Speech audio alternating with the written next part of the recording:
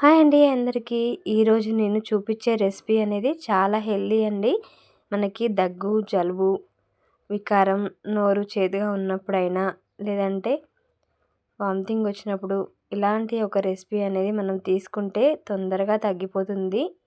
ఇదే అండి ginger candy, అల్లం మరబ్బ అంటారు కదా. దాంతో ఇలా క్యాండీస్ లాగా చేసిస్తే పిల్లలు చాలా ఇష్టంగా తింటారు. చాలా టేస్టీగా ఉంటుంది. దానికోసం ముందుగా ఒక అల్లం ముక్క తీసుకొని పీల్ అవుట్ చేసుకొని ఇలా ముక్కలుగా కట్ చేసుకొని పెట్టేసుకోవాలి. ఇది మిక్సీ వేసేసుకోవాలి. ఇప్పుడు దీంట్లోకి మిరియాల పొడి వేసుకోవాలి.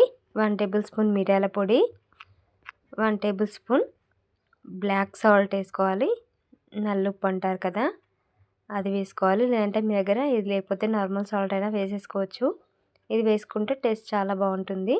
వీటిని మెత్తగా మిక్సీ పట్టేసుకోవాలి. ఇందులో ఒక్క చుక్క కూడా వాటర్ వేయాల్సిన అవసరం లేదు. ఇలా చూసారా, మెత్తగా పట్టేసుకొని పక్కకు పెట్టేసుకోవాలి. ఇది ఒక పావు కప్ అయింది కదా. ఇప్పుడు మనం బౌల్ తీసుకుంటే పావు కప్ అయింది కదా. మనం ఏ కప్తో అయితే మిశ్రమం తీసుకున్నామో, అల్లం పేస్ట్ తీసుకున్నామో దాంతో 1 కప్పు బెల్లం తురుము వేసుకోవాలి. నేను ఇందులో తాటి బెల్లం వేసుకున్నాను. తాటి బెల్లం పొడి వేసుకుంటున్నాను. మీ దగ్గర నార్మల్ బెల్లం ఉన్నా వేసుకోవచ్చు. ఇందులో నలకలేమీ ఉండవు. మీ దగ్గర తాటి బెల్లం ఉంటే ముద్దలాగా ఉంటే అది పొడి చేసుకునేటప్పుడు కరిగించుకున్నాక వడకట్టుకోవాలి. ఎందుకంటే అందులో డస్ట్ ఉంటుంది కాబట్టి. ఇందులో డస్ట్ ఏమి ఉండదు, డైరెక్ట్గా చేసుకోవడమే. ఇందులో కొంచెం అంటే కొంచెమే వాటర్ వేసుకోవాలి. బెల్లం కరిగిన తర్వాత ఇప్పుడు మనం ముందుగా మిక్సీ పట్టుకున్న పేస్ట్ ఉంది కదా, అల్లం పేస్ట్ అందులో వేసేసుకోవాలి. ఇందులో వాటర్ వేయాల్సిన అవసరం లేదు. వాటర్ ఒక చుక్క కూడా వాటర్ వేయకుండా పేస్ట్ చేసుకోవాలి అల్లంలో. ఇది మొత్తం అందులో కలిసేంత వరకు కలుపుకోవాలి. మనకి ఇది ముద్దలాగా ఫామ్ అవ్వాలి చిన్నగా, మరి గట్టిగా కాకుండా సాఫ్ట్గా వచ్చేంత వరకు మనం చేసుకోవాలి. అప్పుడైతేనే మనకి క్యాండీస్ అనేది పర్ఫెక్ట్గా వస్తాయి. మనం చేస్తూ ఉండగానే ఒకసారి తొందరగానే వచ్చేస్తుంది పాకం అనేది, చెక్ చేసుకుంటూ ఉండాలి. ఇది ఫస్ట్ చేశాను నేను, రాలేదు.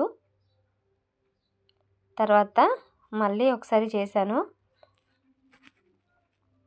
తొందరగానే అయిపోతుంది. మాడకుండా చూసుకోవాలి. మాడితే టేస్ట్ మొత్తం చేంజ్ అయిపోతుంది, అప్పుడు చేదుగా వచ్చేస్తుంది.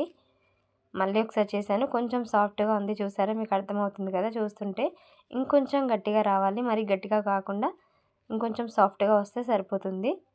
చూసారా, ఇలా కాకుండా ఇంకొకసారి చెక్ చేశాను.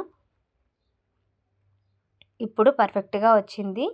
ఇలా వస్తే మనకి క్యాండీస్ అనేది పర్ఫెక్ట్గా వస్తాయి. మీకు అర్థమవుతుంది కదా. మనకి గట్టిగా ఉండకూడదు, మరీ సాఫ్ట్గా ఉండకూడదు. మనకి కొంచెం ప్రెస్ చేస్తే ఇలా ఒత్తేటట్టుగా ఉంటే సరిపోతుంది. ఇప్పుడు స్టవ్ ఆఫ్ చేసేసుకోవాలి. స్టవ్ ఆఫ్ చేసుకొని ఇప్పుడు అందులోకి 1 టేబుల్ స్పూన్ నిమ్మరసం వేసుకోవాలి. ఇది గట్టిగా కాకుండా ఉండడం కోసం నిమ్మరసం వేసుకోవాలి. గింజలేమీ లేకుండా వడకట్టేసుకొని అందులో వేసుకోవడమే. ఇది మాత్రం స్టవ్ ఆఫ్ చేసిన తర్వాత మాత్రమే వేసుకోవాలి. స్టవ్ మీద ఉన్నప్పుడే చేసుకుంటే చేదు వచ్చేసే అవకాశం ఉంటుంది. చూసారా, నేను స్టవ్ ఆఫ్ చేసుకున్నాక నిమ్మరసం వేసాను. ఇదంతా దగ్గరికి అయ్యేంతవరకు కలుపుతూ ఉండాలి. కొంచెం తొందరగానే గట్టిపడుతుంది. ఇది ఒక ప్లేట్లోకి తీసుకోవాలి. ప్లేట్కి కూడా నెయ్యి అప్లై చేసుకోవాలి. అప్పుడైతేనే అతుక్కోకుండా వచ్చేస్తుంది. మనకి ఈజీగా క్యాండీస్ చేసుకోవడానికి కూడా వస్తుంది. ఇదంతా అందులో వేసుకొని కొంచెం చల్లారి పెట్టుకోవాలి. గరిటతో ఇలా మనకి కొంచెం గోరువెచ్చగా ఉన్నంత వరకు చేసుకుంటే మనకి చేతికి తాకేంత వేడిగా ఉన్నప్పుడు ఈజీగా చేసుకోవచ్చు. మరి వేడిగా ఉన్నప్పుడు చేసుకోవడం కుదరదు కదా. ఇలా కొంచెం చల్లారి పెట్టేసుకోవాలి. చేతికి తగిలే అంత వేడిగా ఉన్నప్పుడు మనం రౌండ్గా చుట్టేసుకోవడమే. మీకు చేసే కలర్ని బట్టి, మనం బెల్లం కలర్ని బట్టి మనకి క్యాండీస్ కలర్ అనేది వస్తాయి. నేను తాటి బెల్లం తీసుకున్నాను కాబట్టి ఇలా బ్లాక్ కలర్లో వచ్చాయి. మీకు మంచి కలర్లోకి రావాలంటే వైట్గా బెల్లం ఉంటుంది కదా మనకి, పాకం బెల్లం, అదైనా వేసుకోవచ్చు. నేను తాటి బెల్లం హెల్త్కి మంచిదని తాటి బెల్లం వేసాను. ఈ పౌడర్ అనేది షుగర్, మనకి పటిక బెల్లం ఉంటుంది కదా, అది పౌడర్ చేసేసుకొని అందులో డిప్ చేసేసుకోవాలి. అతుక్కోకుండా ఉంటాయి. మీ దగ్గర పటిక బెల్లం లేకపోతే నార్మల్గా షుగర్ పౌడర్ అన్న ముంచి వేసేసుకోవచ్చు. ఇలా అందులో వేసుకోవడం వల్ల మనకి క్యాండీస్ అనేది ఒకదానికొకటి అతుక్కోకుండా ఉంటాయి. ఇలా అన్నీ ప్రిపేర్ చేసేసుకొని పక్కకు పెట్టేసుకోవాలి. ఈ క్యాండీ అనేది మనం రోజు ఒకటి తీసుకుంటే మార్నింగ్ చాలా మంచిదండి. దగ్గు జలుబు అలాంటివి ఏమీ రాకుండా ఉంటాయి.